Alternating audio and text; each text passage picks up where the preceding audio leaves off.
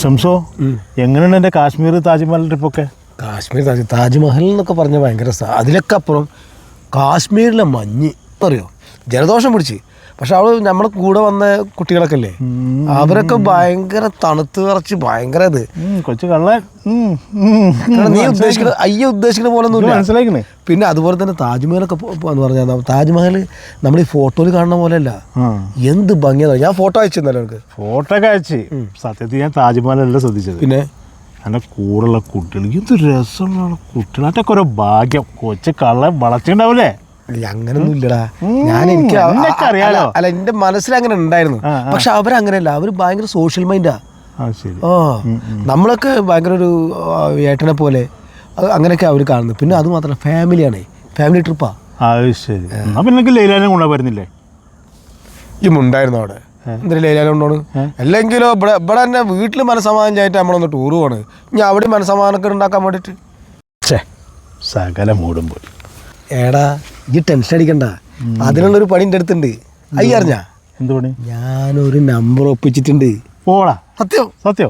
പിന്നെ എടാ ഞങ്ങൾ ട്രെയിനിൽ വരുമ്പോൾ എനിക്കറിയാം പൂവൻകോഴി അറിയാം. ഞങ്ങൾ ട്രെയിനിൽ വരുമ്പോഴേ ഞാനൊന്ന് ബാത്റൂമിൽ പോയി. ബാത്റൂമിൽ പോയപ്പോണ്ട് ബാത്റൂമിൽ ഒരു നമ്പർ എഴുതിയിട്ടിട്ട് വനജ. ഞാൻ നമ്പർ നോട്ട് ചെയ്തിട്ടുണ്ട്. വിളിച്ചു നോക്കിയാലോ?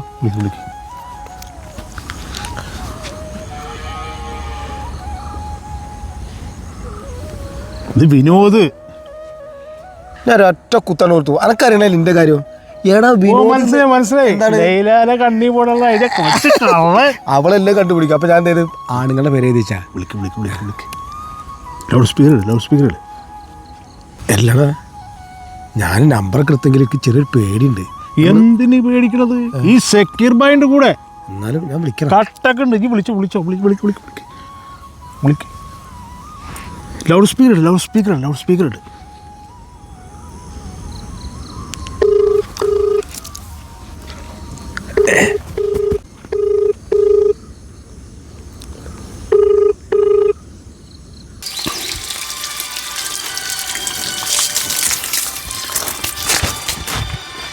ആരാവും ഇപ്പോൾ? SP സാറൊക്കെ ആവുമോ?